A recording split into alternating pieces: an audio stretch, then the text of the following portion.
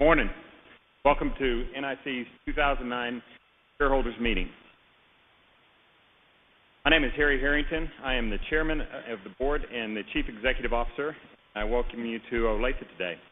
Today we have folks joining us in the room, via the phone, on the Internet. In addition to our normal webcast, we're also holding this Shareholders Meeting in virtual reality. Virtual world of 26.4 million, an 11% increase over the same period last year. On a same-state basis, portal revenues grew by 10% in the first quarter. Breaking down the components of that growth, non-DMV transactional revenues grew by a very healthy 31%. And we were pleased to see DMV revenues increase by 2%. This modest rebound in DMV from a disappointing fourth quarter is positive news, but being the conservative CFO, it's a little too early in the year to know if this is going to be any sort of trend. We hope that it is.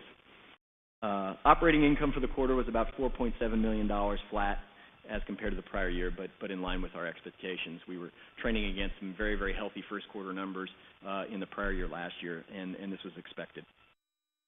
So first quarter was a good foundation upon which we'll build to meet our 2009 financial guidance, which remains unchanged from the guidance that we shared with investors in February this year. I just want to quickly remind you that we are guiding to double-digit revenue and operating income growth, and that our guidance does not reflect any new state wins. But as you're about to hear from Harry, we have a full sales pipeline and some of our largest opportunities in front of us, which is very, very exciting. It makes it very, very exciting to be working for NIC right now. As you can see, and Steve does a great job, as you can see, the business is performing beyond expectations, and we are driving towards that continued growth.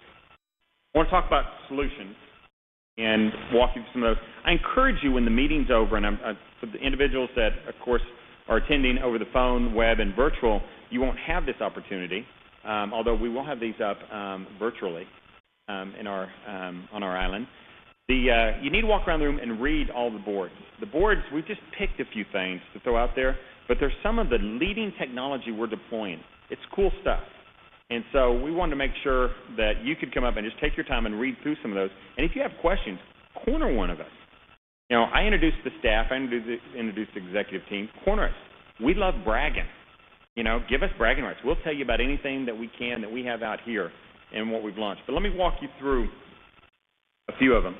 And I'm going to start just walk you down the list. We provide leadership in this space. We've always been the dominant leader, and that's a spot I don't want to lose.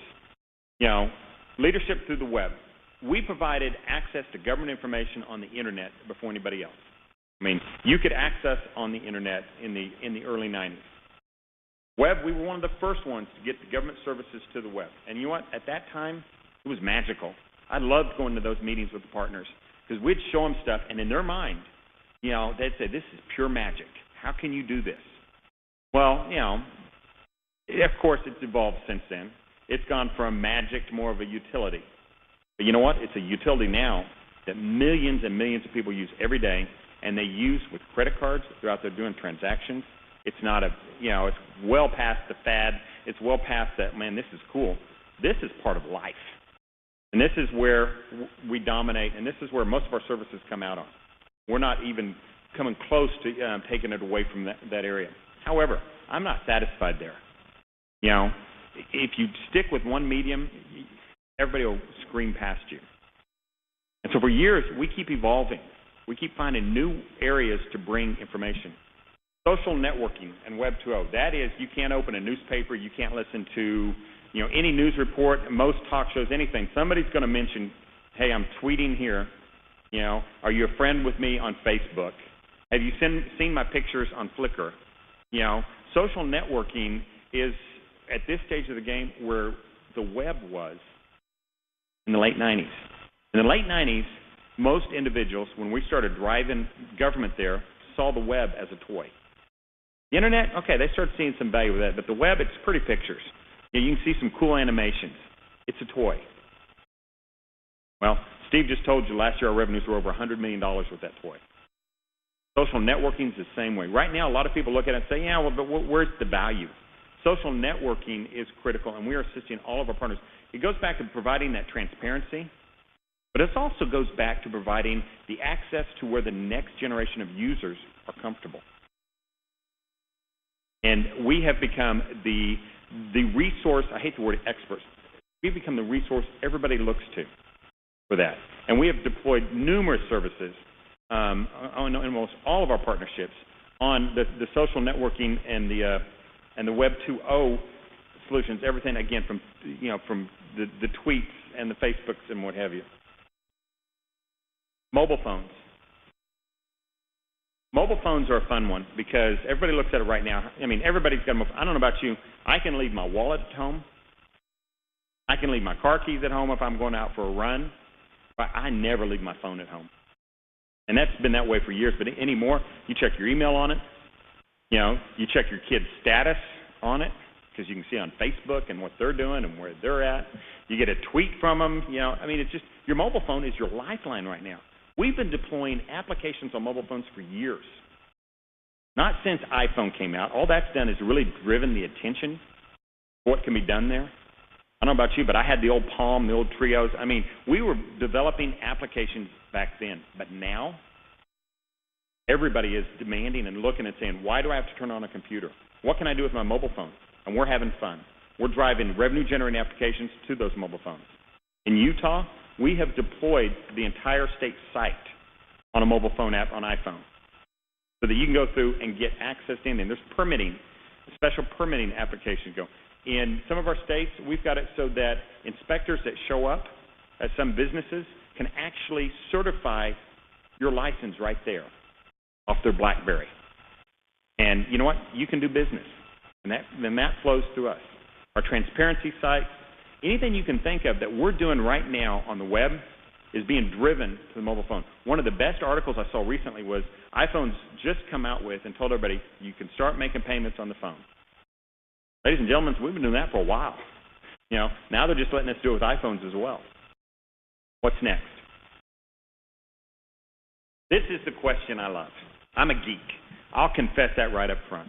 Put me in front of a partner, put me in front of any technology, and I'm going to figure out how we can use it in government. All right? And I get asked all the time, what's next? And those are my favorite questions. Because it's everything. Anything you can think of. With the way the world has changed, and right now you hear all the time of new platforms that are out there, people sharing code back and forth. You have these, teenagers showing up at what are called bar camps. And what that is to develop free applications so that individuals can find their way around government and city services. And we're in the front of all of that. What's next is just about anything anyone can think of. But there is one area that we've recently started getting more involved in, and I've mentioned it a couple of times. That's virtual worlds. I don't know how many of you here have teenagers or grandchildren, that are in the teenage years, but I've got several. And a couple of years ago, I started noticing that they're spending all their time in these virtual worlds.